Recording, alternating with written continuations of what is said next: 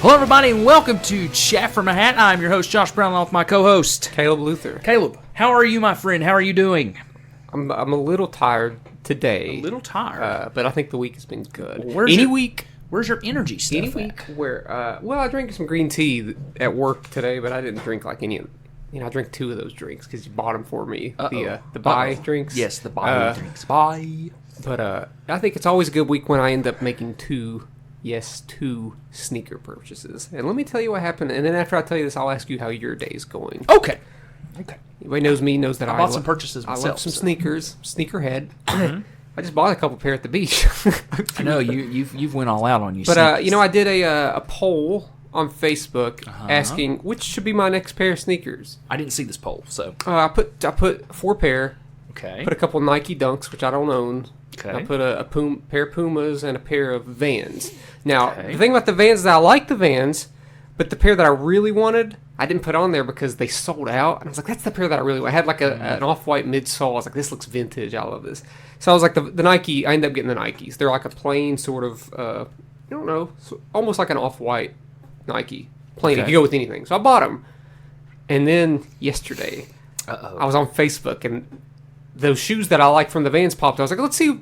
This is probably some like fake website, but it took me directly to the Vans website where they had restocked the Vans that I wanted. Nice. And I was like, you know what they say? I got to get them. I did. I got them. Nice. So I got a couple sweet casual pair. I'm leaning more towards the casual pair nowadays. Before I was leaning towards like I got to get the hot pair. That's like $200+, and I'm like, $95, $100. That's fine with me. So good week for that. Just a little tired today. How are you doing today? I'm fine. Tired. Worked all day today. Did watch Uncut Gems, which we'll talk about later. I requested it. It was the only movie that I really requested of you to watch. Right. I also watched an Adam Sandler movie, which I'll talk about later. Which I hadn't got to see. You'll find out later when it pops up in my ranking where what I thought about it. Yeah. But I actually, like you, made some purchases this week. I was able to get 2 records that I've been looking for at Sullivan's Records, which we have talked about numerous times on the show. That you also have a sticker on your laptop for. I do. If you're in the Charleston area, go to Sullivan's Records. Not a sponsor. But I found Hotter Than Hell by Kiss. I found Jason Isbell's new record. But this morning I woke up, and I'm in a Facebook group for the Shout It Out Loudcasters podcast I listen to, and found that Kiss Online had restocked Psycho Circus. Now, to a lot of people, that's just like, oh, cool, a 90s record that, not a lot of people have listened to and things like that. Caleb, on eBay and Discogs, I've looked at this record for better part of a year now. It has never been under $100 to $120. Kiss Online today had it for $25. That's the beauty of the restock. That is the beauty of the restock. I see we both caught a restock right at the right time this week. We did. I literally got that record that should or would have cost. It wasn't going to cost me $100 and some because I could not justify that. I can't justify it. And I told Nancy too that when I got the Roland Rex orders that you and I had ordered, that. Probably Psycho Circus. I'll never own it because unless I find it out in the wild or I find a good, reasonable price from a reseller, I'll just probably never own it because I can't justify paying $100 for a 1 vinyl album. But got it for $25 today, new, sealed, and it's already shipped. It shipped out. Like I got the notification for it like an hour before you got here. So yeah. It's going to be good. It's going to be stuck in, Grove City, Ohio for 6 weeks. But, also, I was told to get a vasectomy this week. That was fun. From Nancy's doctor. I didn't even go in for the appointment. And he just bluntly looks at me and goes, well, you could always get a vasectomy. Look, sir... He just saw your face? He saw the color leave my face is what happened. Because it just like a slap across the face, and it's just like you have a lot of gall, sir. You have a lot of gall. Since you mentioned records, I enjoy my job. I have a good time, but I always like to find new ways to enjoy my job even more. If I'm gonna work a job, I'm like I got to set up things for myself to make each week very entertaining for myself. Okay. So I've started a record of the week, where I display a record inside my office, and that'll be like the soundtrack when people are in my office on Spotify. I'll play it low or I'll play it loud. Today I started next week's early.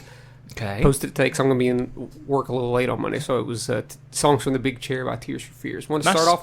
So that's going to be there all next week. With a bang. For anybody who comes inside my office, you're going to see that record playing right up there on the top of my, whatever you call it, platform. I don't know what. Your shelf? A shelf, I guess, is what somewhat of a shelf. So, yeah, excited about that. I think I was looking at my records the other day, just like the pile of records that I have. I was like, I've got a lot of records now. Well, I have a question. Would you like the old record player that I had for your office? Because it's just collecting dust. I don't have any use for it. My suitcase record player that used to sit there before we upgraded. Does that hurt records? It depends. It depends on how you play it. I mean, I've got it set up to where it doesn't do a lot of damage. You more so could have it for there's a display. There's really not much room. I mean, obviously you could go at the top with my records. No, just think about it. Maybe as just a display, but never. I'd probably still play the music on Spotify. Oh, absolutely. Just because I can pause and stuff. Right. Well, I mean, it's more so. You got to be dedicated if you're going to be listening to it on the record player. Oh yeah. Well, that's like us. We just sit here and there's no fast forward unless you want that bad boy to just end. Well, it depends. Never mind. I'd say not on a suitcase player. On a suitcase player, no. I might use that. That might be a pretty good decoration for my office. Yeah. You can always just open it and leave it there and have it as like a conversation piece. You know? Yeah, with the record. Yeah. Okay. Up to you. Anyway, so last week we talked about trivia. Did we do trivia last week? What did we do last week? We did 90s albums. That's right. Buddy, let me listen. This whole week has been a daggone blur to me. I don't even know what day it is. Speak 90s and blur. Yeah. 90s, yeah. And I definitely am not in an oasis right now. So we talked about 90s albums. We had somebody make a comment and put all of their records on there. Yeah, on one of my statuses. On one of your statuses about it. And you all matched with REM, is that right? Yeah. Automatic for the People, I believe. Yeah. We did not match, me or him, not a single record, which is fine. Yeah, I saw someone on our actual, the Chat from a Hat post put the Tori Amos's debut album. Yes, Patty Spence put that on there. Which made it that made a good case. That almost that was probably in the running for my top 5 of that year. Yeah. So I really love that one. So, well, Caleb, it's the 90s. Everybody loves it. At the end. Well, this week we're going to talk about Adam Sandler movies, and we're going to preface it with, we put Adam Sandler in when we talked about topics that we were going to put in. We put in Adam Sandler, and I was like, that'll be good. That'll be good. We can talk a lot about Adam Sandler movies and so on and so forth. I have not seen as many Adam Sandler movies as I thought I did. Man. You know how many Adam Sandler movies I've seen? 13. 14, technically. Yeah. Which one 14. I don't remember. You better put it in that ranking. All. Can I rank it if I don't remember it? There's a couple in here I don't remember that well, but I do remember watching. I do remember my feelings. I mean, it would be above. It would be above my number 13. Okay. I know that much. Yeah. I think I've seen. The last one we did like this was Jim Carrey. Mm-hmm. And if I'm not mistaken, we had seen a lot. If I'm not mistaken, I've seen more Adam Sandler movies than I have Jim Carrey. Really? Which, there's an interesting dynamic between those two. Adam Sandler's had a lot more movies. Adam Sandler, Adam Sandler didn't really fall off the face of the earth. He kept making movies. Yeah. Even if they weren't doing too good well. or bad. Here's the thing with Adam Sandler with me is that I think that I can't tell who has the better filmography. Yes, Jim Carrey has my favorite movie of all time. But I'm looking down the list here, and I thought I'd hate a lot more of these than I thought I would. Mm-hmm. Mm-hmm. There's some of these I do hate, and to be fair, a lot of Adam Sandler movies that I think are going to just be awful, I avoided, didn't watch them. Mm-hmm. So there was a spell of movies I didn't watch. Same. I didn't watch Grown Ups, Grown Ups 2. Same. I didn't watch the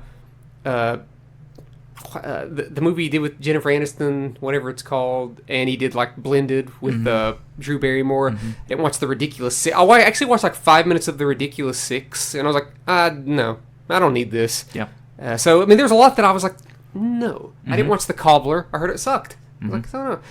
Admittedly, I have watched a couple that suck really, really bad. Just because whenever you hear something sucks so bad, well, I got to see for myself. Got to see for yourself. Yeah. So I got 29. It's 29 to my 14. So we're going to preface it again with 29 to 14. Yeah. I would argue that none of the ones in my top 14 suck. Oh, really? Except one. So you've seen all decent movies. Yeah, I've seen most of the decent movies. Okay. Because I'm not the biggest Adam Sandler fan. Yeah. So, and it's the same thing as Will Ferrell. I'm not a huge Will Ferrell fan, but the movies that I've seen of Will Ferrell, I've enjoyed. So, maybe... I actually really, really like Adam Sandler. Like, I love watching him in interviews. I think he's a super cool guy. He likes to play basketball with people on the street. But he's got a lot of bad movies. If Kevin James is in the movie, I'm probably never going to watch it. If they're both There's in there only together. one movie with Kevin James in here that I actually kind of like. We'll get to it. Uh-oh. But yeah, I think that Adam Sandler's downfall with a lot of his movies was when he started bringing Kevin James in. Yeah. So yeah. All right, Caleb. So we're going to let you have the floor for a while because you have 29 through 13, Yeah. and then when we get to number 13, I'll try not to take up too. You might be able to talk about some of these. Sure. I'll tell you why I never watched an it. Adam Sandler movie last night that I haven't watched. It's new on Netflix. It's called "You Are So Not Invited." My Bad Mitzvah. Uh-huh. It's got his two daughters in it. Okay, And, so is this your number 29? let me continue here. Okay. I can't, in good justice, count this as an Adam Sandler movie because, truthfully, he's about the 6th or 7th main person in the movie. Okay. It is a delight. I enjoy. It's generic somewhat, but it's delightful. It's cute.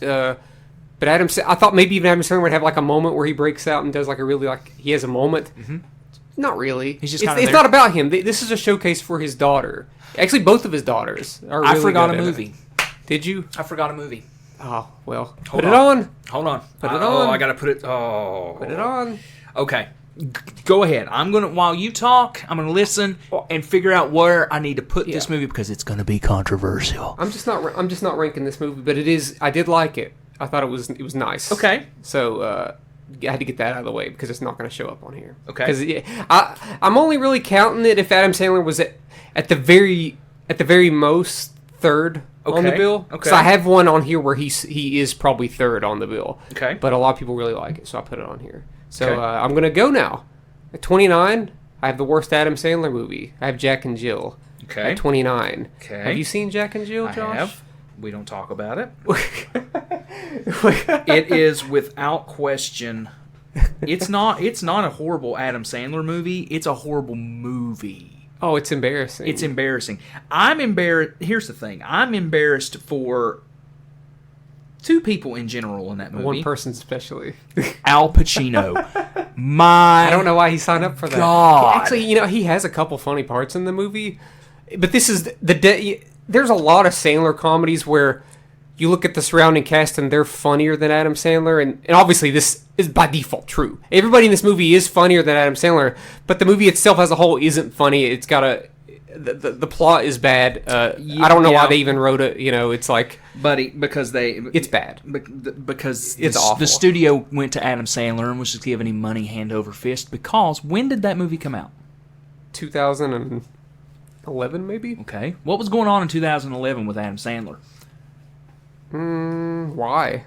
Why do you ask that? Because it was a renaissance for Adam Sandler. That was right after like the grown-ups movies came out. I think they came out around that time. And I'm sure Jack and Jill probably paid decent money too, which is the unfortunate thing. Let's find out because it sucks. Oh, it's just bad. It's not good. I think it's really not. I think slightly less of someone when they say they liked it. For reference, real quick, Jack and Jill has a 3%. Oh yeah, on Rotten Tomatoes. That's a bit much. That's a bit high. 3%. And when you Google the movie, it says why to watch: amusing, touching, and quirky. It's touching. It's so touching. Yeah. Play Twister with your sister. Oh my god. Oh, that voice for an hour and a half. My right? God. What was the budget on that? The budget on the movie was $79 million. Is that not insane? So this is when we started to. I think this is around the time when people started to think that maybe Adam Sandler is using a lot of that budget to pay his actors. Which, you know what? I don't know how to feel about that. 'Cause I'm like, well, they are actors. They certainly didn't use it on screen because my God. And it might be partially a vacation movie too, because we learned that this is around the time where he basically just went on vacation to film movies, like the grown-up movies were like that. Well, the box office for that movie was $149 million, so it didn't make its money back. Which is, it should, because it should have a $20 million budget. Oh yeah, maybe $15 million. And the thing of it is that for was it the prosthetics that they used on Adam Sandler? They didn't really use much. They didn't use much. They put makeup on her and they gave her boobs. Case in point, how much was man? Okay, case in point, how much was Mrs. Doubtfire's? Nowhere near that, I'm sure. Because listen, let me tell you something. Mrs. Doubtfire Mrs. looks like the Godfather compared to Jack and Jill. Right, but my point is that Mrs. Doubtfire, Robin Williams looks more like a woman in that movie than Adam Sandler does in Jack and Jill. Josh, he just looks like Adam Sandler. That's the point. That's what I'm saying. Try to change it. And that's the point. It's that much money. Oh, yeah. Went to that movie. Yeah. I'm sorry. It's terrible. I hate it. It's number 13 on mine. Yeah. Or 14, 15. It's last. Yeah. It's last. Oh, yeah, it was around this era where I was like, I'm starting to really resent Adam Sandler. Maybe I don't want to watch any of his movies ever again. 15 for me. 15. So it's your last. Clearly last. All right, moving on to another movie that I think is awful, but it does have an audience. Okay. And when I was a kid, I kind of liked it. But I don't. I think it's awful now. I think that it's like, why is this even this? And that's 8 Crazy Nights, his animated Christmas Hanukkah movie. Okay. Unlikable characters. Adam Sandler voices several characters. Mm-hmm. He voices a character called Whitey. That's a referee, and he talks like this the whole movie. And I'm like, oh no. And I don't know. They try to make you. It's one of those Adam Sandler movies where they just like make fun of characters the whole movie. Then they're like, oh, you should feel bad about making fun of these characters. Okay. Like, you was making fun of the characters movie. You was. Okay. And I don't understand why it's... And the animation actually looks kind of good, but I don't understand as a story why the movie's animated. Because it kind of just feels like Mr. Deeds or something like it. Because it came out around the same time as Mr. Deeds. So like... It was not a success, by the way. It was if I'm not mistaken, this was a box office bomb. We'll look it up. It's Have you watched this movie, Josh? I have. I rented it. This better be. This better. Okay, buddy. We'll wait for yours because I'm so far. Okay, so the budget was $34 million for. Okay. Sorry about that, folks. See that makes sense. It's an animated movie. $34 million. The box office for the movie was 23. Yeah, so it was a failure. So it was a failure. Yeah, it was a failure. Which I think it has a little bit of a cultish audience. Yes. To it, you know what I think too of there was another movie I believe came out around that time. Okay, that makes a little sense. It came out 2 years after Nutty Professor 2, and if you notice, around that time, that's what Eddie Murphy was doing. Eddie Murphy was doing the movies where he was playing all the characters. So you had like Mike Myers doing it. And Mike Myers doing it as well. And Dana Carvey was trying to do that. Adam Sandler's not as good as those guys. They're not. He's not. He's good at different things than those guys. Like Adam Sandler is a better dramatic actor than Mike Myers, but Mike Myers is a better character, like a makeup kind of actor. Yeah. And Eddie Murphy as well. So yeah, Adam Sandler don't got the chops for that. So yeah, I think that's kind of what they were trying to do around that time with him. It's like, oh well, I mean, I can throw my voice and do an animated movie of that. Yeah. Moving on, 27. Okay. Oh god, I hate this one. I now pronounce you Chuck and Larry. Okay. Oh god, it's just like 8 Crazy Nights. It spends the whole movie being an incredibly homophobic movie, just making fun of gay people until the very end. We're like, no. Like, we like gay people. Mm-hmm. You should feel bad about making fun of the gay people. 14% on Rotten Tomatoes. It sucks. And this. I think this was the first movie he did with Kevin James, if I'm not mistaken. Probably. And it's bad. I can't even get to the Wikipedia page. If I'm not mistaken, I think Steve Buscemi is in this movie. And he might be the only... He is. I think he might be one of the only redeeming qualities about it. Because when Steve Buscemi pops up in a movie, he's usually going to steal the show. Because he is good. The movie starred Adam Sandler, Kevin James, Jessica Biel, Ving Rhames, Nick Swardson, Steve Buscemi, and Dan Aykroyd. Yeah. Dan Aykroyd was on the fire department. The budget was $85 million. The box office... $85 million? And the box office total was $187.1 million. It made money. $85 million. That's a bad looking movie too, and it's also another movie where Rob Schneider plays a racist stereotype. The site's Rotten Tomatoes critical consensus reads, whether by way of inept comedy or tasteless stereotypes, I now pronounce you Chuck and Larry falters on both levels. It sucks. So not good. Yeah. Have you seen Chuck and Larry? No, I refuse to watch it. Yeah, don't watch it. I refuse to watch it. Please don't watch it. It's terrible. I refused to watch it back in 2007. I wish I would have. Yeah. So, yeah. Moving on. 26. Pixels. Oh, God. I forgot Pixels. It's like the video game movie. It's very... Jesus.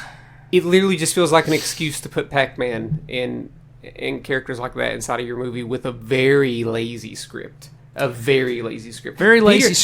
Peter Dinklage might... From my understanding, he might be the only redeeming thing about it, because this is another Kevin James, Adam Sandler thing. It probably does have a big budget. It's a CG kind of movie.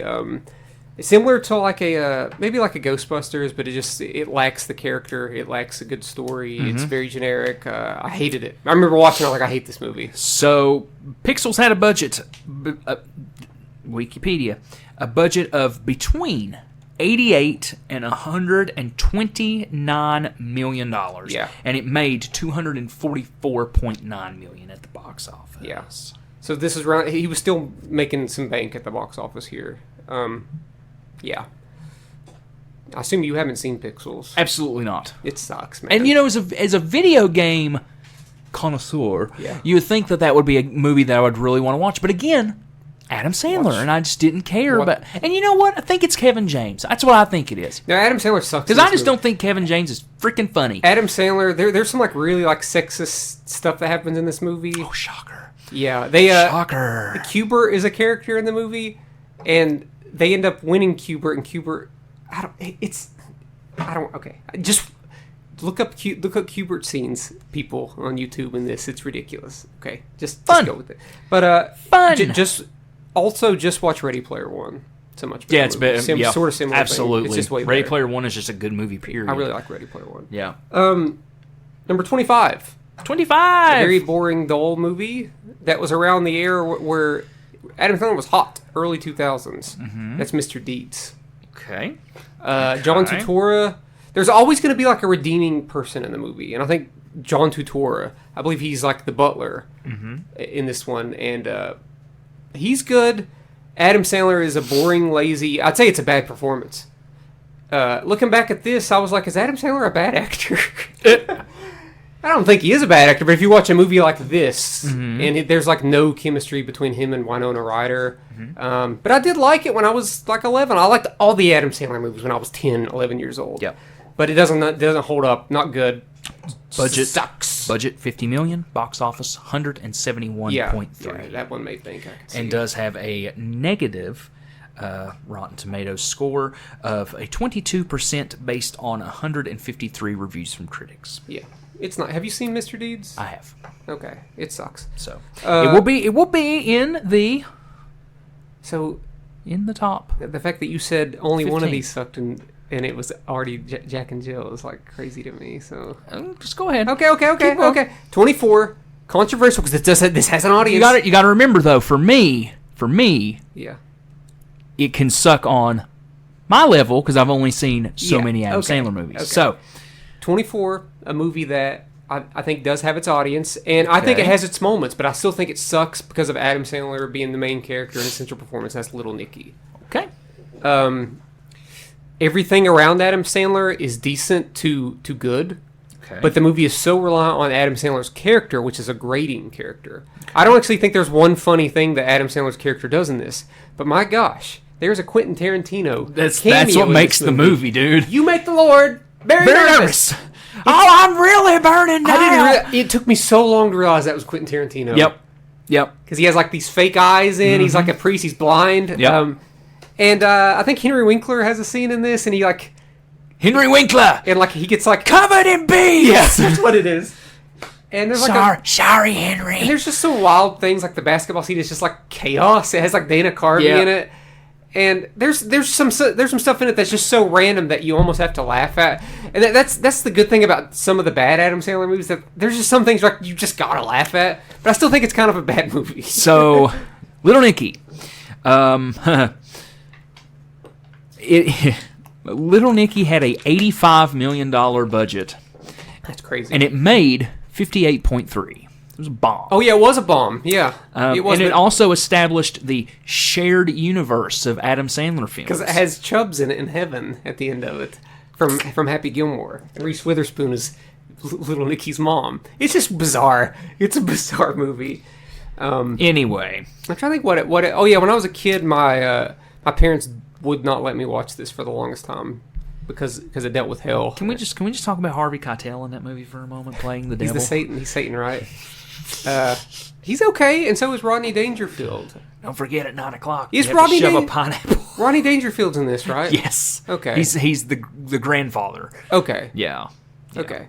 Okay. Yeah. Don't love it, but it has its moments. Yes, it does. Whatever. All right. Next. 23, a movie that you haven't seen. I don't think anybody's seen. It's called Men, Women, and Children. Okay. It was directed by the director of Juno. Okay. It's kind of a drama. It's like a drama comedy. I think most of its attempts at anything meaningful or worthwhile kind of fails. Okay, it's a flop. I'll go ahead and tell you that now. Yeah, it's definitely a flop. It's not very good. Adam Sandler, it's not like Adam Sandler's bad, but it's just kind of dull. It's territory that we've seen in other movies. But it was nice to see Sandler in a movie like this, but be in a better movie, okay? So 33% on Rotten Tomatoes. Yeah. Jason Reitman directed it. $16 million budget, $2.2 million at the box office. Yeah. So this is what Adam Sandler decided. This is technically a low budget movie for Adam Sandler. Sure. $16 million. So I don't recommend it. It's not very good. Okay. 22. I got The Longest Yard. See, now I'm getting into territory now where I don't loathe movies. Okay. I think The Longest Yard has its moments, but yet again, I think Adam Sandler is a boring character in this. I think there's surrounding pieces that work. Like you got Kevin Nash is in this movie, and Bill Goldberg and Stone Cold Steve Austin. You got some wrestlers in this movie. Chris Rock is good in this. But yeah, it all relies on the guy who's there in the front, and he's not. There's nothing special about his character. He's another movie where a guy gets the girl, if I'm not mistaken. Adam Sandler gets the girl. But there is some amusing parts along. Have you seen this movie? Yes. Okay. Yes. It's not awful. I don't think. But it's not terrible. I also don't think it's like that good, by any stretch of the imagination. $90 million budget, $191 million box office. The reception of the movie as a critical has a mixed review. It has an approval. It says mixed review, but on Rotten Tomatoes it has an approval rating of 31 based on 170 reviews. That's mixed for Adam Sandler. That's right, buddy. Once you get above the 30s, Adam's doing good, okay? So The Longest Yard. Just imagine if a movie like that came out now and you saw that its budget was $90 million. You'd be like, what? Yeah. That's insane. Yeah. So that's crazy. My number 21 is I believe, definitely a box office bomb. Okay. So I believe it was one of his first R-rated Happy Madison, him being the lead. Happy Madison production. And that's my boy. Now let me explain That's My Boy. Does Adam Sandler do an accent in this movie that can 100% be grating? Yeah. Do I laugh a pretty good amount in That's My Boy? I do. I think that there's a Vanilla Ice shows up in this, and he's actually funny. Adam Sandler's character has some lines in this movie that are legitimately funny. The movie is by all stretch of imagination offensive. Like the plot of it is like, whoa! Like what? You definitely could not make that plot. I don't know how they made that plot then in 2012 about a teacher getting a teenage boy pregnant and everybody's cheering the boy on. But once you get past that, once you get past that, there's some funny. It's just such a bizarre and weird movie. Yeah. There's a third act twist in this. I was like, oh my god! It's like that is just so gross and weird. But wow, and it's just it's. I think it's funny every single time that Adam Sandler pulls out a random beer out of nowhere. Like he's like on the side of a building and he pulls out a beer out of nowhere. And I'm like, wow. So what I think that's the movie that you forgot. That's the movie that you forgot. Yeah, and I had to remind you that you did watch it because we watched it together. The movie was a critical and commercial failure. Yeah, it grossed $57 million against a $70 million budget. $70 million. See, that one took place in Hawaii, if I'm not mistaken. So it was another vacation. And on a critical response on Rotten Tomatoes, it has a 20% based on 115 reviews. I'm not sure if I'd give it a positive review. It would have made me laugh. It's not a very good movie though. All right, 20. I think a movie similar to That's My Boy because it's another Sandler character where he's actually playing a character with like a voice. One of his Netflix movies called Sandy Wexler. He's like a talent scout or something or a movie agent. Mm-hmm. And I remember watching. I thought it was a little too long and grating at times, but sweet. Nice. Mm-hmm. I don't even know necessarily what kind of reviews it got, but I know that Weird Al has a cameo in this, and that boosted it up a bit for me when it happened. I was like, Weird. It takes place in the 90s, so Weird Al comes in with like a fake mustache. To answer your question, it has a 27% based on 22 reviews. See? We're getting higher. I didn't love it, though. I thought it was just like, I'd probably get like a C+. That's probably what I would have gave it. The movie has a $24.3 million budget, and it was released to Netflix, so it does not have a recoup. So he hasn't had the only theatrical release he's had in the most recent years, I believe, is Uncut Gems. Yep, probably. Which I believe went straight to Netflix in other countries, if I'm not mistaken. So, and it was nominated for awards too. So no Oscars though. No Oscars, which was we'll get to that. Yeah, my number 19. We will get to that. My number 19 is Murder Mystery. Okay, another fine. It's fine. A Netflix movie. Obviously, you want to get involved in the mystery itself. I believe Adam Sandler's character may be kind of boring in this, but the pieces around it are fairly amusing. I don't remember it that well, but I remember thinking that it was like a C+ or so, and it wasn't as annoying as Sandy Wexler, so that's why it's there at 19. Well, we have no budget for it, but it does have a 45%. Yeah, based on 69 reviews. It doesn't have terrible reviews. And I think the second one, which I haven't watched, has similar reviews. It came out this year. I didn't watch it. Yeah. My number 18 is You Don't Mess with the Zohan. Uh-oh. We're getting into some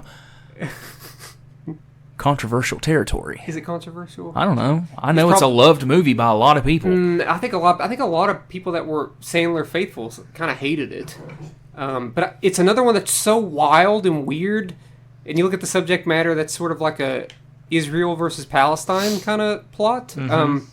By all stretch of imagination, there's racist stereotype characters in this movie, no doubt. Yes, but the movie's got kind of good action, and Adam Sandler's character is kind of lethal as hell. I don't know. I've only seen it a couple times, but I absolutely did not hate it either time.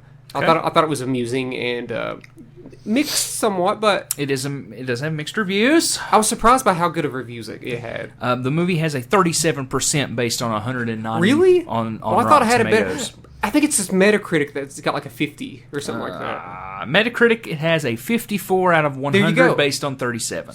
So that evens out a little bit. The budget was $90 million. The box office was $204.3. So it made money. The $90 million, that's still a bit much, but it actually does have like production to it and like action and stuff. Mm-hmm. So 17 is a recent Halloween movie. It is a Halloween movie, but an Adam Sandler movie that I think will be a Halloween staple for people. I was a little bit of a pessimist after watching this. Then I think it took some convincing. Caleb, this movie is perfectly fine. It's a good Halloween movie. That's Hubie Halloween. That's what? Hubie Halloween. He plays an annoying character that's like a man-child, almost similar to like The Waterboy. Mm-hmm. And it's a Halloween movie. It's got Steve Buscemi. Spell that. Hubie? Hubie. It came out a few years ago. Gotcha. I was spelling it completely. I think a lot of people really enjoyed this one, and for what it is, it's fine. It's a delight. It's got some funny parts. They bring back for the opening scene. Josh, are you braced for this? I'm braced. They bring back Ben Stiller's character from Happy Gilmore in the opening scene of this movie. Oh my god! Josh, it's worth it. Okay, then the movie just cannot live up to that. But Steve Buscemi's in here. He's good. Steve Buscemi does his thing. He's always good. So, I actually recommend that one for the Halloween season. Movie has a 51% based on 81 reviews on Rotten Tomatoes. It also has a weighted average score of 53 out of 100 based on 19 critics on Metacritic. There you go. Not bad. That's for Sandler. That's great. Probably. I would watch the second one if they came out with the second one. I would. 16. We're almost to you. We're almost now. To me. 16. Almost now, to me, pal. A movie that is ambitious. Whoops! I'll break everything. A movie that's ambitious. It's long, but also feels familiar and generic because of its plot. Okay. It shoots for the moon with its emotion, but tonally jumbled. Okay. That's Click. Click. I know. Oh, I've seen Click. Forgot about Click, dude. All right. Are you kidding me? Sorry. Did you even look up these movies? Okay, folks, Adam Sandler has 69 freaking movies. I have worked all week, and guess when I made my list? Before we went on the air. Okay. So I have Click. I watched Click in the movie theater with my grandma. It was the first movie that I watched. I apologize for not being prepared this week. Are you apologizing for deafening people by putting your mouth right up to the phone? I'm sorry. This is the first movie I watched at our movie theater. ASMR, whatever it is. I believe our local theater opened in 2006. I believe this was the first movie I watched there, and I watched it with my grandma. And I remember it made me cry. There's a couple scenes in this where it's emotionally manipulative, no doubt. Oh, it is. Like especially the Henry Winkler scene where he keeps rewinding that scene over and over again. He has the remote. Yep. But as the tone of this movie, it's just all over the place. There's some. It almost doesn't make sense why it does the things it does, and then tries to force that emotion on you. But it probably works. I don't think it's a bad movie at all. Right, but well, I'm rethinking my list now. It's not one of my favorites, obviously, which is why I have it at 16. But I think it's fair. Okay. So 15. Caleb, go ahead with your 15. Oh, my 15 is Anger Management. Okay, never seen Anger Management. I've wanted to watch it, but it's fine. Another one where Sandler isn't particularly great, but the pieces around him are good. Jack Nicholson's good. John Turturro has some really good scenes there. It is what it is. You know, another one where Adam Sandler has like a very, very attractive wife, girlfriend, and Sandler is kind of like a loose cannon. He's angry, and you're questioning everything that's happening around him. But it's fine. It has its moments. Okay. Not terrible. Okay. What's your 15? I think we know. 15 for me is Jack and Jill. And it sucks. Because it sucks. Moving on. Number 14. 14. This is the one where he's the third on the bill. Okay. We have a friend. I'll name drop him. Aaron White. Uh-huh. If I'm not mistaken, this is his favorite movie of all time. And that's Airheads.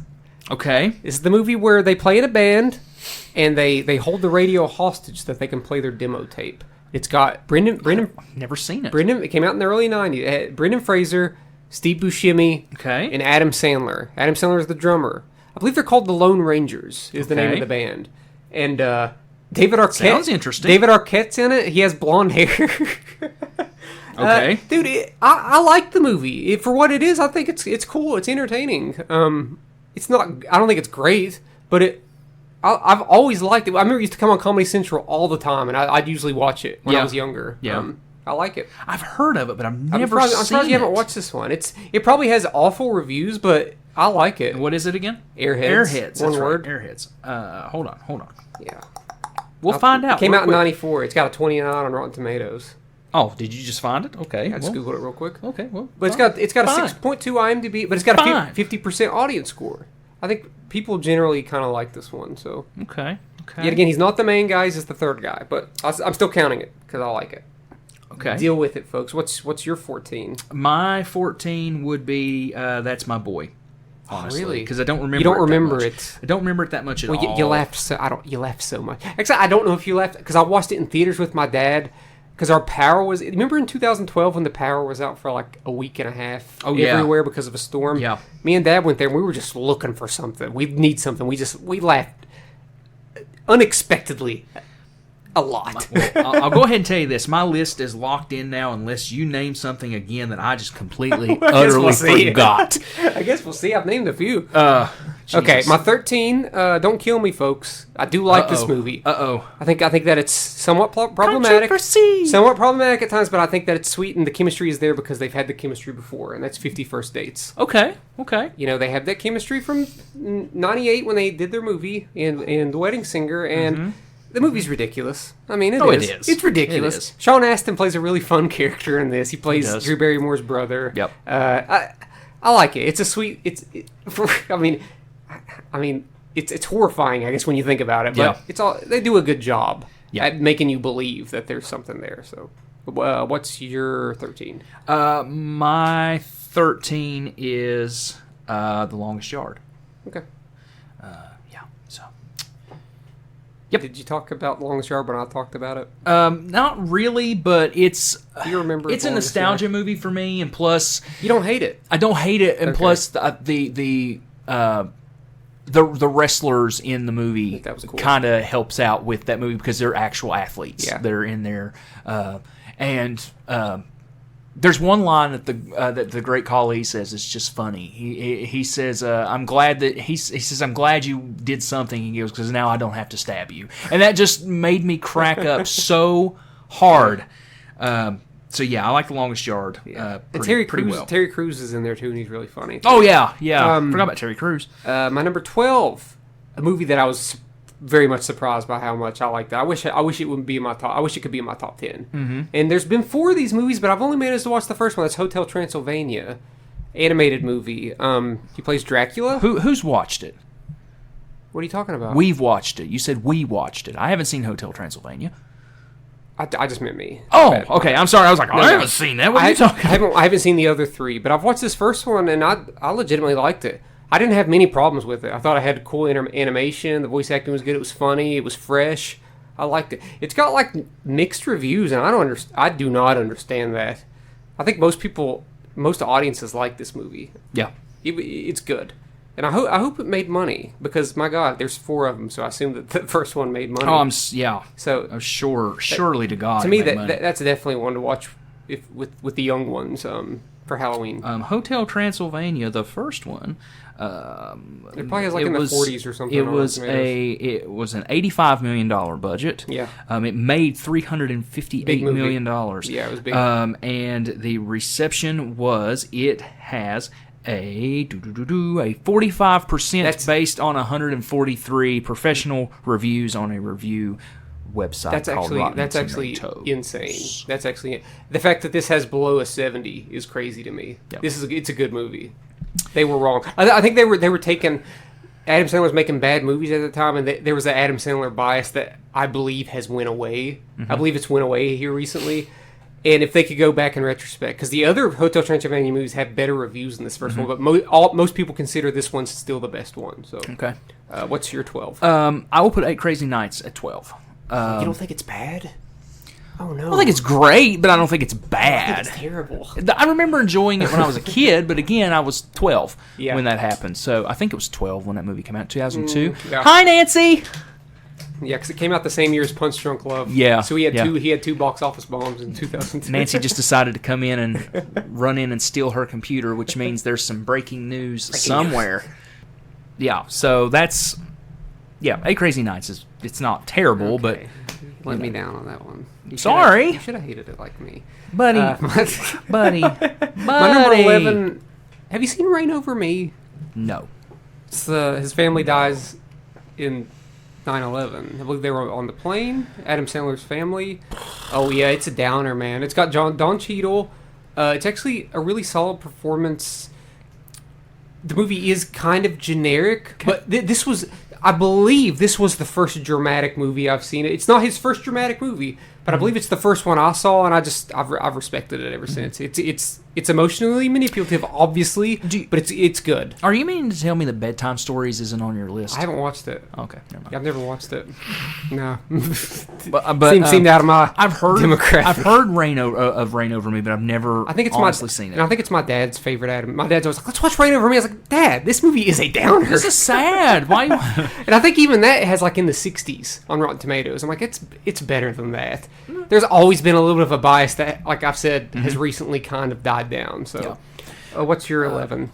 My 11 is Mr. Deeds. It's bad, Josh. I mean, again, these are the movies 25. That I have seen. I know. Mr. Deeds. I put Mr. Deeds at... What do you remember about Mr. Deeds?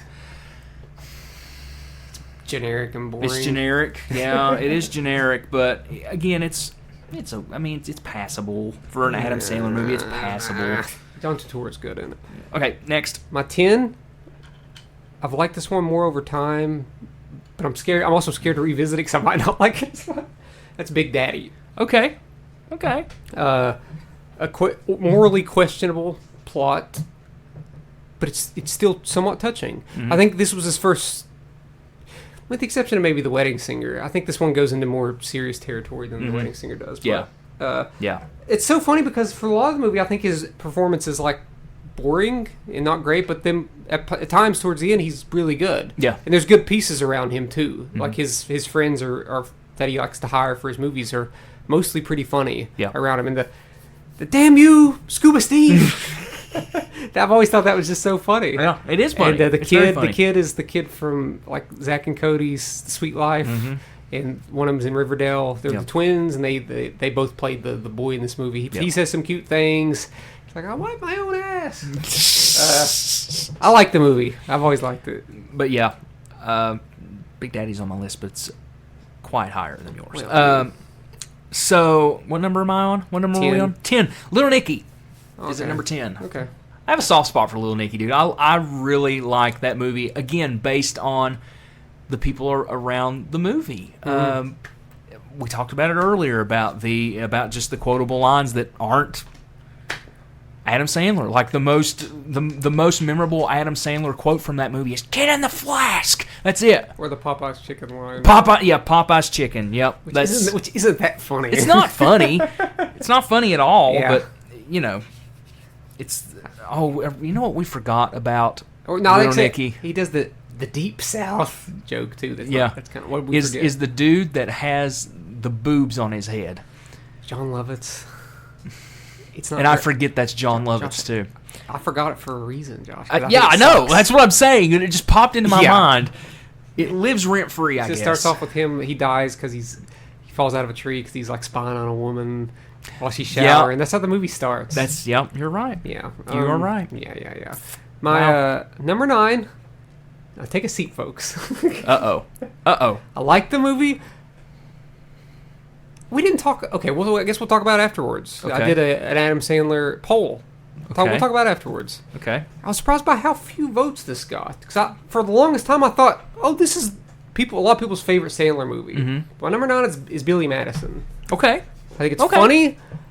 I think Sandler has funny lines, but I think everything around him is funnier. Mm-hmm. Norm Macdonald, Chris Farley, Steve Buscemi. Chris Farley is the best thing in the movie. Yeah. I'll turn this damn bus around. And the Steve Buscemi character is just so bizarre. Yeah. He's like a hitman, basically. Yep. He's making a hit list. Yep. And it's just so funny. And like everyone is dumber now after listening to that. I award you no points.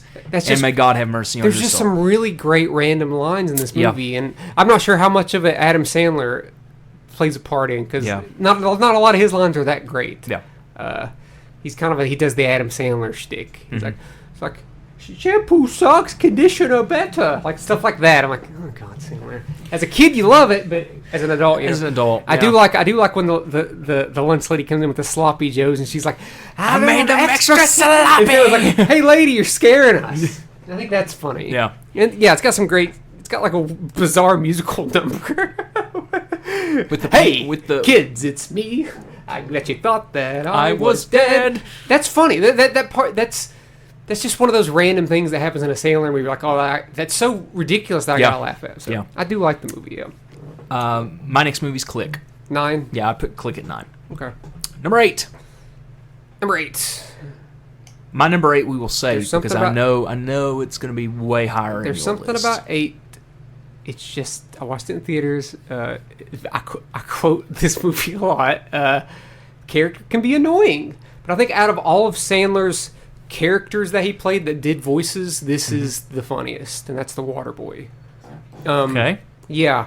It's just, man, Henry Winkler is just so good in this movie. He is. I was just going to go get a hot pretzel. And the actress, I can't remember the actress that plays Vicky Valancourt. Great. Catherine Bates. Catherine Bates. Oh my God, she's incredible. She steals the show. Now you go play foosball with your friends. And even like Adam Sandler has some funny lines. Water sucks. He's like tackling fuel. She showed me her movies, and I liked them too. Yeah. Excuse me, ladies, I'm gonna go hang myself. There's just some really funny stuff in this movie, man. And I'm sure it doesn't have great... Probably it's like in the 30s on Rotten Tomatoes, but I don't care. Let's find out. Dude, it is a funny movie. It's a legitimately funny movie. And that's what I call high-quality H2O. Even stuff that isn't supposed to be funny is like, well, she can't talk right now. She's unconscious. Well, wake her ass up! Rob Schneider, who I loathe, is funny in this movie. You can do it! And at times they might overdo it, but the parts that are funny are funny. As of July 2022, this movie has a 33% on Rotten Tomatoes. It's funny, I think dude. I think crazy, that's biased. Right? Yeah, this movie, it's so biased. This movie's super funny, man. I think they were just getting tired of Sandler because he had made 3 movies. Roger Ebert said of this movie, Sandler is making a tactical error when he creates a character whose manner and voice has the effect of fingernails on a blackboard and then expects us to hang in there for a whole movie. I don't think this character's that bad in that. He also included it on his most hated movies list. Ever? I guess so. Or of the 90s. Whatever. I don't care. I disagree. Yeah. Sorry, Mr. Ebert. You're great, but sorry. God rest your soul. I was going to say he's not necessarily around anymore. Yeah, great critic, but now you're wrong on this one. But no Conothandos, you're wrong. The adubla oblongata. There's just so many. Dude, it's so quotable. It's so quotable. Hey, Bobby, I thought you on ESPN. Yeah. Gosh, it's got a great soundtrack too. That one does. Yeah. Look, they play like a Lonely Boy by Andrew Gold, which made my summer yacht rock soundtrack. It was just #1. So yeah, it's very funny. Yeah, I don't think it's a great movie, but I think it's as a comedy, it does what it needs to do. What's your number 8? Oh, you said you were going to wait on your number 8, didn't you? No, I'll say my number 8, but we're going to talk about it later because I know it's super high on your list, and that's Funny People. It'll be sooner than you think. Okay, so Funny People's number 8 for me. Okay, number 7. Hold on to your butts. Okay. I think as an Adam Sandler comedy, number 7 is Big Daddy for me, so we'll go to number 7 for you. Okay, so we talked about Big Daddy. Yeah. Okay. So I talked about Big Daddy. I think as an Adam Sandler, like straight-up comedy, this is his best straight-up comedy. Okay. This doesn't count like romantic comedy. It's just as a comedy, and that's Happy Gilmore. Okay. I think it's his best one. I think his character isn't awful. Like, his character's not a great person, but the character doesn't annoy me that much. Mm-hmm. There's great pieces. The character that plays Shooter McGavin, great. Oh, yeah. There's just so many great things. I believe that jacket belongs to Mr. Gilmore. Chubbs. Richard Klein? I don't know. He plays Jaws. Yeah. But Chubbs, just a great charter. Now, who is that? That's oh God. Carl Weathers. Carl Weathers, yes. Carl Weathers is just so... Carl Weathers is probably the best thing about the movie. I'd say so, yeah. It's just it's a story that you're investing. It's a sports movie. It's a movie about an underdog that's playing the game fundamentally wrong, but he's doing a good job. He's doing a good job. Yeah. It's just I think it's Bob good. Barker. Bob Barker scene. Bob Barker. It's probably one of the most iconic great scenes in comedy, I would say. say. I love the guy that's like, "Hey, Happy, you jackass." the guy that Shooter hires. And he's like, he just wants to go to Red Lobster. Price is wrong, Bob. It's got a lot of. It's funny. It is. It's very good.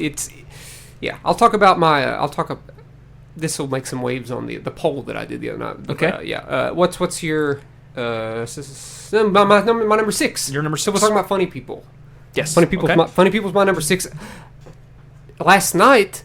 It had been so long since I watched Funny People because I don't know if you remember this. I was obsessed with Funny People. I remember. I watched it in theaters. I remember. We watched it in theaters, I believe. I guess I was just at the right age, and I don't know. The subject matter really, really touched me. Mm-hmm. It was a Judd Apatow directed movie. You know, he did 40-Year-Old Virgin and Knocked Up prior to this. But I found this to be, and I still find this to be his most well-directed movie. I'm just looking at his body of work. You know, he's done Trainwreck after this. He's done King of Staten Island. I still think as like as far as like angles and cinematography goes, this is his best directed movie. I think it's too long. It is. That's what I was going to say. It's overly long, and that was my biggest critique of it. It's I know a lot of people long. Criticize the third act, which I think organically goes with what we've seen earlier in the movie with him trying to like right his wrongs after he finds out that he's potentially dying. Mm-hmm. But the thing that makes the movie long to me is the beginning of the movie. It has a lot of sort of drawn out scenes of the improv, and you can tell that it's improv. You're like, oh, this wasn't in the script. They probably should have cut this because it is like 138 minutes long or 140 minutes long, maybe. Might be closer to 2.5 hours. But I think the movie's 146 minutes. There you go. Yeah. And so it's 2 hours and 20 minutes. See, I was watching. I put it on last night, and I was watching, and I still really like this. Adam Sandler's character is a jerk, but I like that. His acting is very good. Music done by Jason Schwartzman. Did you know that? Yeah, I didn't know that. I don't think he's by Jason Schwartzman. He is in the movie. Yep. One of my favorite music composers ends up popping up in this movie. John Bryan. This movie has an incredible soundtrack with like Paul McCartney songs, Beatles songs, Wilco songs. James Taylor has a cameo. Eminem has an incredible cameo with Ray Romano inside of a restaurant. It's just a really, really funny scene. It's got really great bits. I love what the movie ends up becoming, and with sort of like a romantic movie. I think in the trailer they gave too much away. They revealed that Adam Sandler his sickness ends up going away, and they probably shouldn't have revealed that in the movie. But I still like it. I still think it's a solid movie. From what I remember, I remember you hating this movie. Yeah, I didn't like it at all. I didn't like it, but in the matter of a list, I appreciate what it is. Yeah, it's Adam Sandler doing something different, and Judd Apatow doing something a little different. I mean, again, when we're looking at what I've got on here, it's the players around it, and it's also a very non-Adam Sandler movie in the length. It's a very non-Adam. Well, I say that, but then we're getting ready to get into another movie that we just watched, or I just watched. I don't know. I think it's a movie that I really do need to go back and watch it again. Maybe. I respect it for what it is looking back now. Yeah. But at the time, I just did not. I wasn't in a good place in my life when that movie came out either. So, I think there's a lot of good. This is the first thing I ever saw Aubrey Plaza in. She has a really great side character. Bo Burnham shows up in this because he's on the. I don't remember Bo Burnham. He's on that sitcom Yo Teach. That Jason Schwartzman is like the teacher, and it's like, oh yeah. And I like how they make fun. They kind of make fun of Adam Sandler movies in this by showing his character. He's a famous comedian. They show some of the movies that he made that are just like ridiculous. Like one was called like Redo, and he ends up being like a baby with a grown up's head on him. Oh yeah. And there's one called like a Merman, where he plays a. So it's also kind of like parodying Adam Sandler's movies at that time, but I think as a movie, it's kind of sad and funny, and I liked it. Well, you will be happy to know that the movie had a budget of $75 million. It was a bomb, though. The box office was 71.6, and it has 69. Oh wow! Based on 236 reviews on Rotten Tomatoes. On Metacritic, it has a 60 out of 100, based on 36. I like it. All right. Number five. The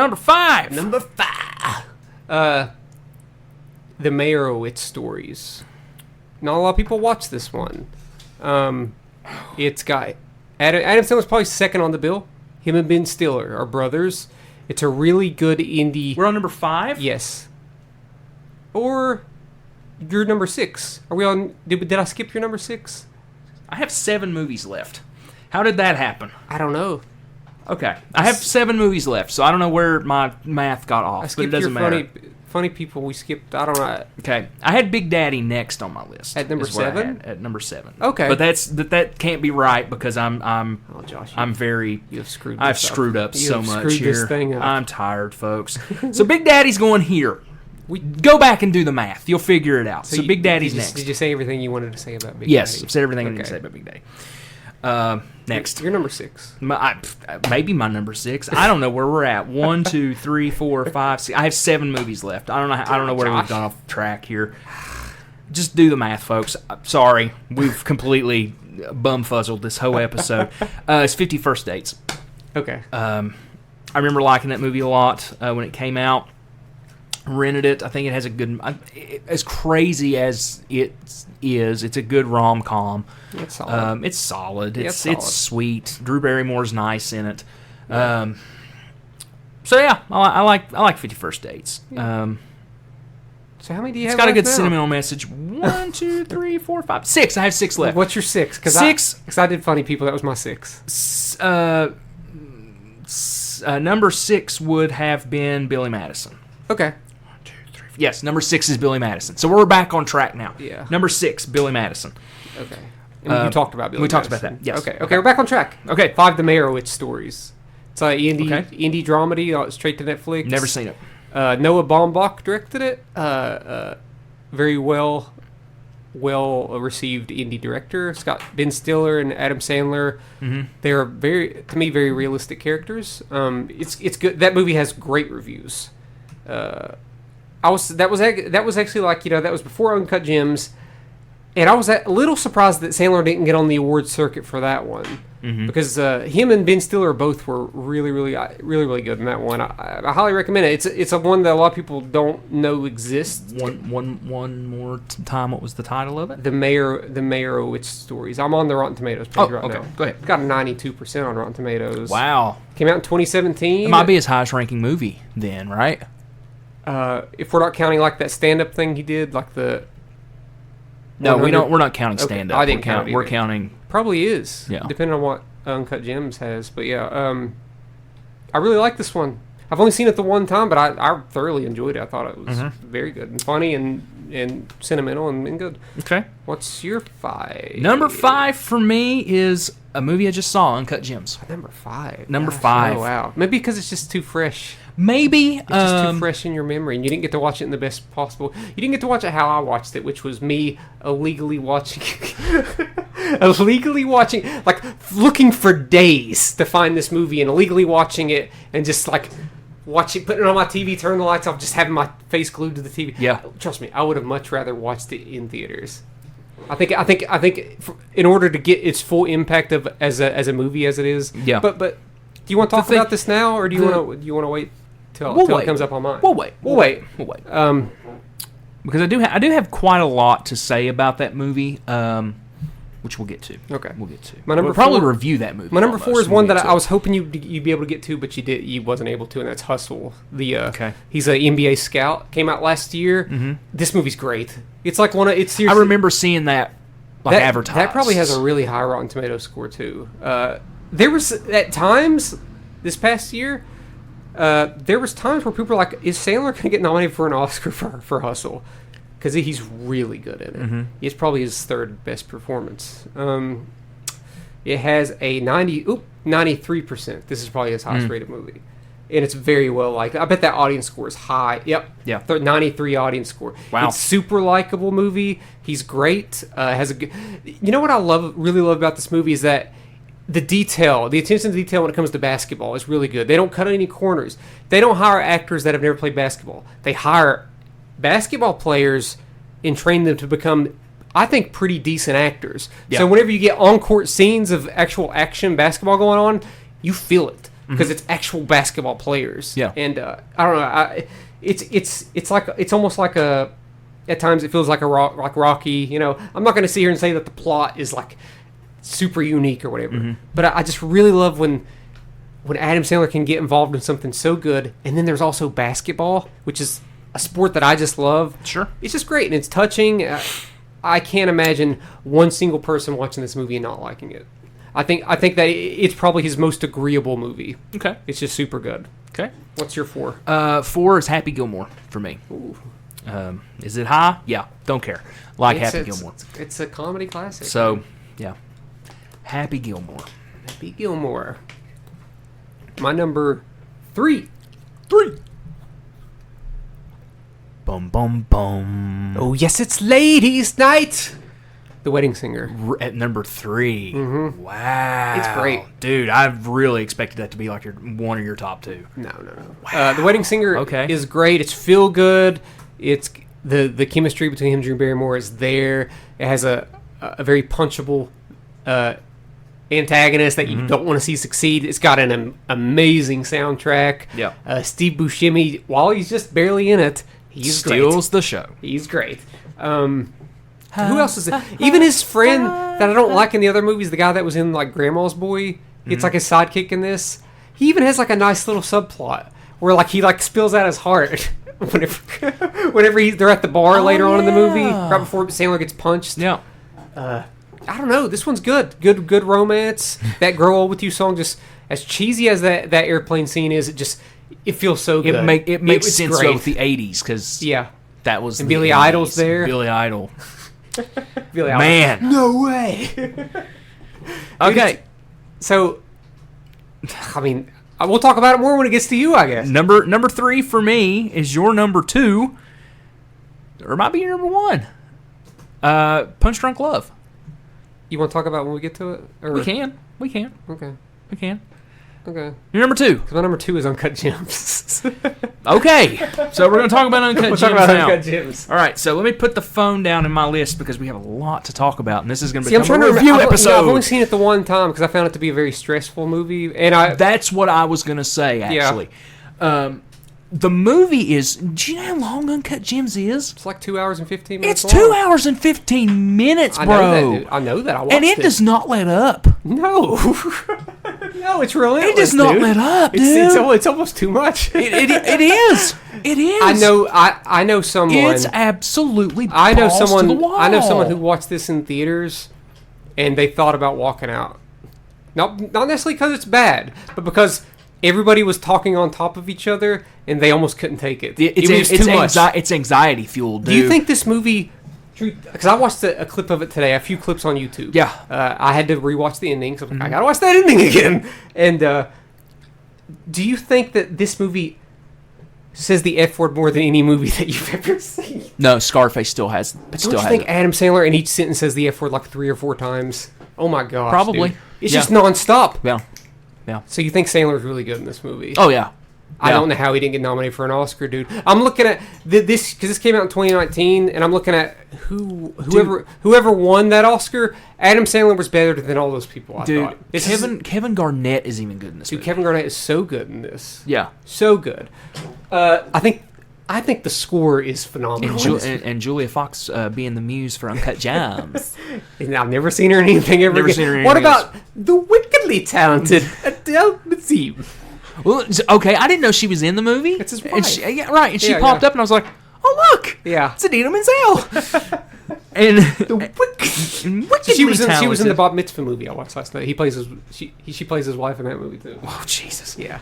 But everybody's great. See, the Safdie brothers directed this. Their movie before this was called Good Time. It has Robert Pattinson in it, and that is also relentless. It's probably actually better than Uncut Gems. So Nancy and I watched this movie over about.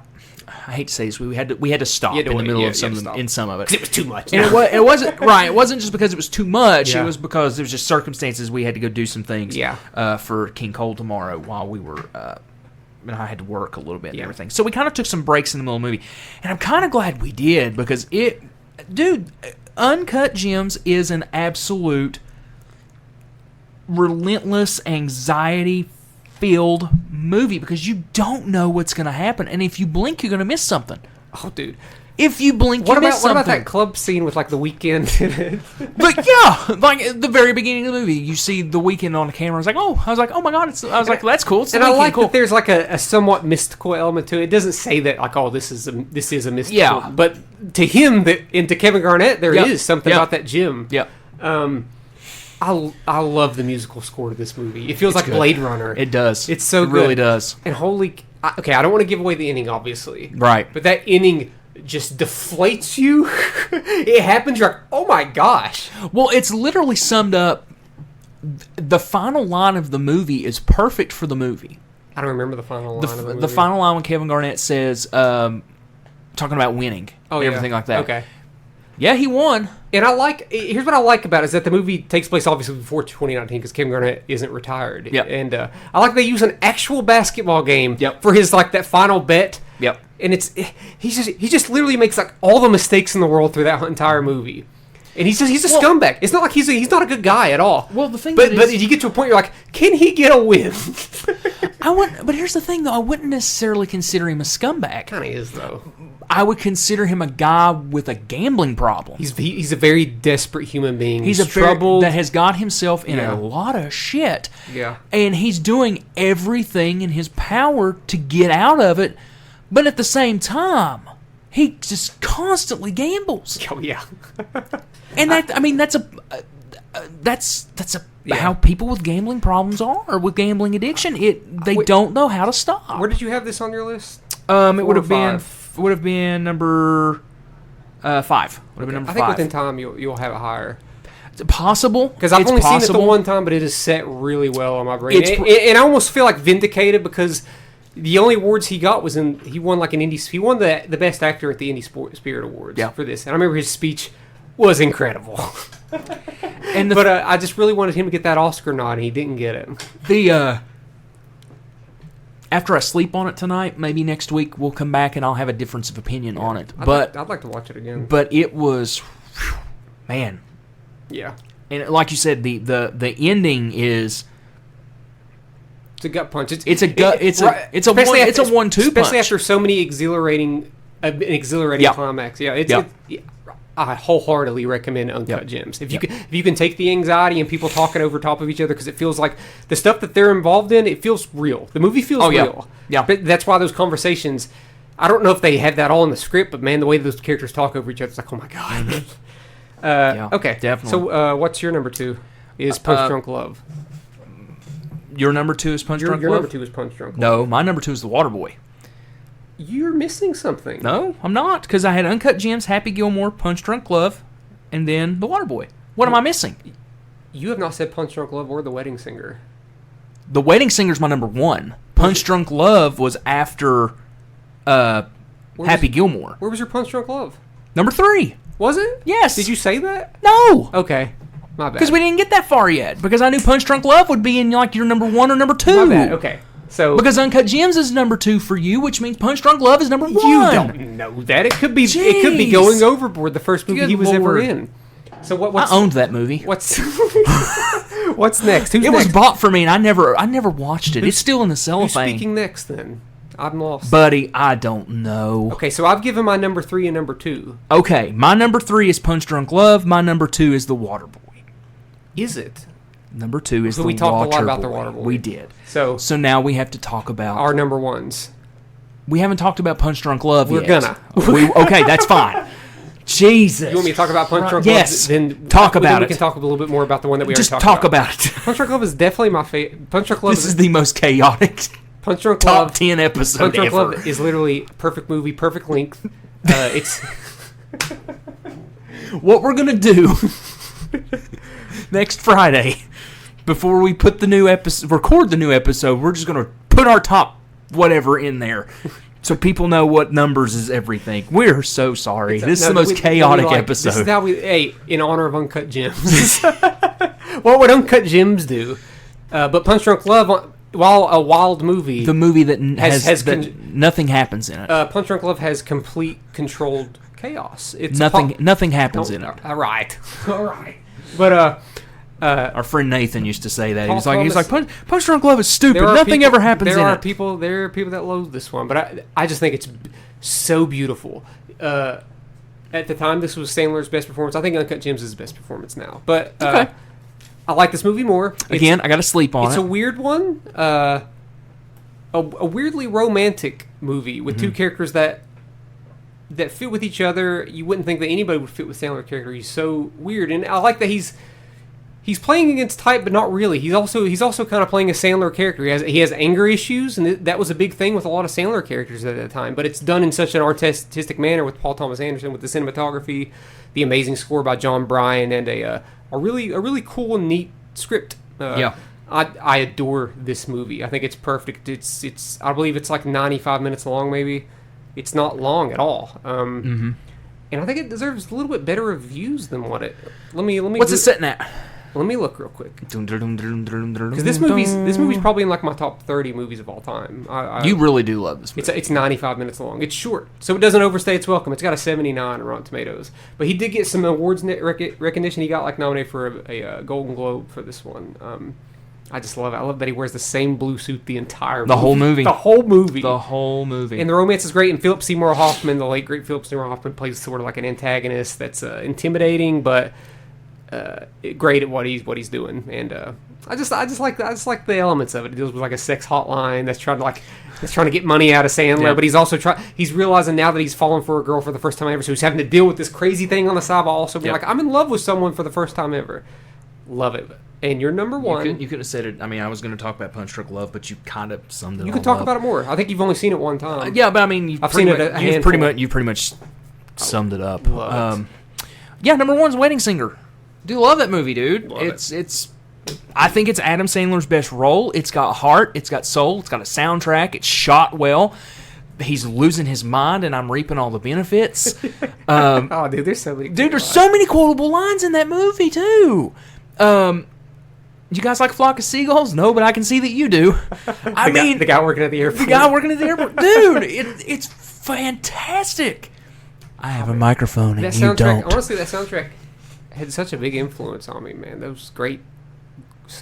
I love that Thompson Twins song, "Hold Me Now," so much. Hold me now. And that Psychedelics' first song, "Love My Way." It's just, oh god. Like I said, whenever we did our soundtrack episode, stay with me. Sorry. Whenever we covered the soundtracks episode, we were like, this has literally. There's 2 volumes to this album. Yeah. There's so much. It made your list, did it not? Yeah, I thought so. Because I knew it would be on yours. But it all was. It was a joke. Shall we play? Love it. I want to die. You know what's funny is that when he says like I've been listening to a lot of The Cure, that really doesn't sound anything like The Cure song. I guess it's kind of depressing. He's losing his mind. So that is our. Oh yeah. My Adam Sandler. That was our ranking of Adam Sandler movies. Yeah. Somehow it was our ranking. We pulled it together. I hope so. I'm glad you liked Uncut Gems. Oh, I was very concerned that you wouldn't. I was gonna have to be like, folks, get on him. No. I thought it was very, very, very, really very wish good. We could have watched that one in theaters. Man, that would have been great in theaters. But it's the problem with that movie is that it is just it's an adrenaline thrill ride that does not let up. It is absolutely relentless. Yeah. So I did an Adam Sandler poll earlier this week because I wanted to get a read on what people think. Did you put Uncut Gems on? So here's the ones that I put on here. Okay. I put 6 movies that I felt like represented these other ones. Okay. I put Billy Madison, Happy Gilmore, The Wedding Singer, The Waterboy, Punch Drunk Love, and Uncut Gems. Okay. Coming in last, Billy Madison. Had really? one vote. Really? I'm shocked by that, dude. Coming in next to last with 3 votes was Punch Drunk Love. Who? I don't know. I just took a screenshot. I can't see it. But never mind. Coming in next to last was Punch Drunk Love with 3 votes. Okay. I expected that to get last. Okay. Coming in 4th place was The Waterboy. Okay. With 4 votes. Okay. Is that right? 4th place? Yeah. 3rd place, Uncut Gems. 5 votes. That started off hot. I was like, Uncut Gems is on fire. Okay. 2nd place, this was the winner won by 1 vote, by the way. 10 to 9. Okay. But 2nd place was The Wedding Singer. It was tied for like a day. Yeah. And number 1 was Happy Gilmore. I mean, you can't argue. I feel like Happy Gilmore usually wins in times like this. But I think more people have seen Happy Gilmore than they've seen The Wedding Singer. With that being said, I still can't imagine someone liking Happy Gilmore more than The Wedding Singer. That's insane. Well, the thing of it is, I just think it's so much better. Here's the thing, though. When we were growing up, on like TNT and TBS, they always showed Happy Gilmore and Billy Madison, but VH1 would show The Wedding Singer. Yeah. So it's on TV a lot more now. Yeah. But back then it was more so TNT and TBS were playing the sports movies and the more straightforward comedies when the musical comedies of Adam Sandler were being played on VH1 and VH1 Classic and those situations. So that is our Sandler talk. Comment on stuff, let us know. What's your favorite Adam Sandler movie? Yeah. Tell us your top 5 Adam Sandler movies. We'll read them next week. Breaking news. Oh God, what? Breaking news is that even though this episode will be released on Monday, I'm saying this now because it'll be a week before I get to talk about it. And that is that tomorrow I'm watching Pavement for the first time ever. Heck in yeah! Cincinnati. I'm seeing Heck Pavement. yeah! I'm seeing Pavement, Snail Mail, Wise Blood. The National's there. Wish I cared. I mean, watch them anyway. We might watch some of it. Yep. They're the headlining act. Mm-hmm. above pavement somehow. So yeah, I mean, the National has a huge record out right now. And so they worked with Taylor Swift. Taylor Swift, and somebody else is on that record. I don't remember who. But I'll be able to talk about Nancy's I'll be able to talk about that little thing. festival next week. What festival is it? What? I don't know what it's called. It's in Cincinnati. I don't know what it's called. It happened today. I don't know. It happened today, but tomorrow's lineup's just like ungodly. So much better. That three band lineup that I want to see. So yeah, I still got to buy the ticket, but I'm going. Buy a ticket, win the thing. And I'll be able to talk about that with next week's topic. I believe it's my turn. It is. Go ahead and pull out of our Mr. Pumpkinhead here that we have. We have a Lego Pumpkinhead now. We're actually gonna post a picture of him pretty soon, since it's a wonderful Halloween themed. What is he gonna pull? Bucket or a hat? I guess technically he's a hat. What we got, Caleb?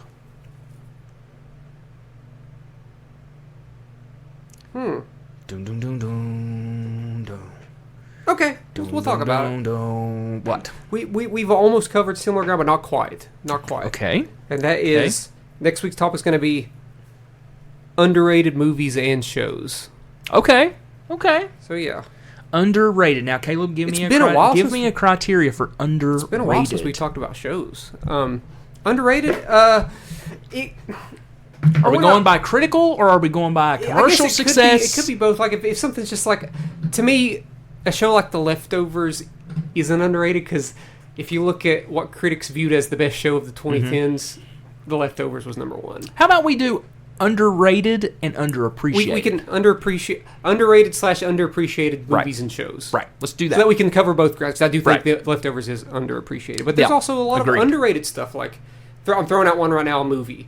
Throw out a movie that's underrated, like Wet Hot American Summer. That'll be one that we talk about. Sure. Has bad reviews. It's great. It is great. So that's what we'll talk about. You can't run forever, Victor! That is the show, which has good reviews. But it's still underappreciated, I think, compared to... It might be, yeah. I think it is. I think the whole thing is a cult sort of thing. It is a cult. I made my mom watch it about a month ago. All of it. I'm going to smoke you like salmon. This babe is going to blah. George Bush.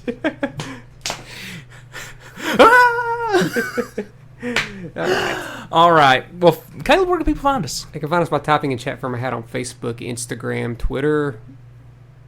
I guess we're on TikTok. We're on TikTok. At some point, we'll be on TikTok. If you want to email us at chatfromhatcast@gmail.com. Yeah. Lots of fun, folks. I hope you've enjoyed this absolutely uncut gem adrenaline fuel ride movie thing that I apparently didn't do enough research on. You were like, oh yeah, I forgot about it. I forgot about Click. I forgot about that. And I knew you were going to. Whenever you told me how many movies you'd seen today, I was like, he's forgotten something. Oh, dude. I just know he had. And what's funny is, like, I was going through Wikipedia and I was going through there. I was like, yeah, I've seen that. And then you started naming movies and I'm like, oh, crap. I was like, now I got to figure out where I'm going to put these real quick. Yeah. So who knows? We might revisit it. We're not. I don't think we will. We're not. We did it. Uncut Gems will be number 1. Yeah. Who knows? Adam Sandler may bring out a banger of a movie here in the next 5 years. He's got a good one coming out soon with him and Paul Dano. Maybe next year. It's called like Spaceman or something like that. Yeah, that sounds interesting. Yeah. I mean, it's got Paul Dano in it. So Director of the guy who did I was gonna say Chipotle. What's the disaster that happened in Germany? Chernobyl? Oh my god! My brain just went dead just now. Holy cow! Caleb, the director of Chernobyl. Did you hear about Chipotle? Jeez. Okay, that's what happens when that's enough of too many black beans. Okay. That's the end, folks. Good Jeez. God. Well, folks, we'll talk to you next week. Hopefully, it's a lot more curated than this week's episode. So thank you for listening, and we'll talk to you next week about underrated, underappreciated movies and shows.